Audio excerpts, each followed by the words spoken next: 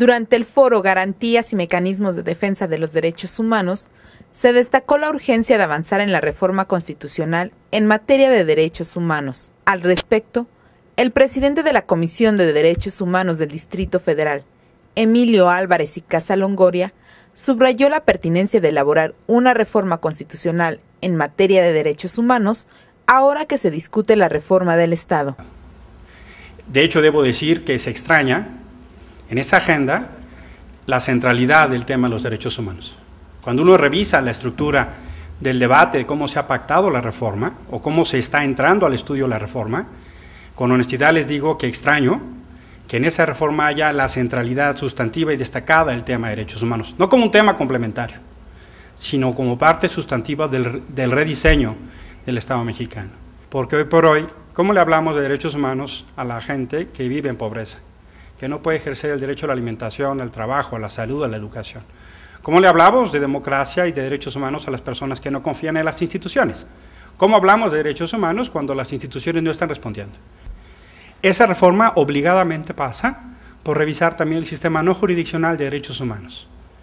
¿Por qué? Porque tenemos el sistema más extenso y grande del mundo, también el más caro, y sí es momento de revisar los beneficios de ese sistema.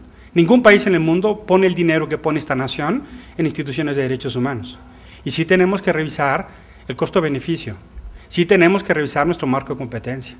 En tanto, el representante en México de la Alta Comisionada de Naciones Unidas para los Derechos Humanos, Amerigo Calcaterra, afirmó que la reforma a la figura del amparo es un reto vigente.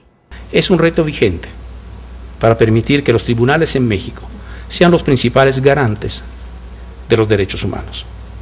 En este proyecto se mencionan un conjunto de reformas estratégicas que tendrían que realizarse a nivel constitucional y legal para que la figura del amparo vuelva a recuperar su vocación original de recurso de protección de derechos humanos. En su momento, el presidente de la Federación Mexicana de Organismos Públicos de Derechos Humanos, Óscar Humberto Herrera López, comentó que cada día es necesario fortalecer la autonomía e independencia de los organismos públicos de derechos humanos. Sin lugar a dudas que la cultura de la protección, la defensa, la promoción y la divulgación de los derechos humanos en este país es una asignatura pendiente. Yo hago votos para que en la reforma constitucional a la cual se convoca, los derechos humanos de los mexicanos estén plenamente garantizados, plenamente reconocidos y que todas y cada una de las instituciones de este país se obliguen a respetarlos y a salvaguardarlos. Por último, la presidenta de la Comisión de Derechos Humanos de la Cámara de Diputados, Omejeira López Reina, explicó que el objetivo del foro fue ampliar el diálogo sobre la necesidad de garantizar los derechos humanos y orientar el camino del proyecto formal de reforma del Estado. En el marco de la elaboración de esta propuesta de reforma constitucional en materia de derechos humanos, el presente foro tiene el compromiso de compartir la visión de los diferentes sectores acerca del mecanismo de defensa y protección de las garantías y derechos humanos. Asimismo, quiero resaltar la importancia de analizar el sistema jurídico mexicano en torno a la forma de interpretar y aplicar la normatividad existente, salvaguardando el estricto respeto a los derechos humanos a toda persona.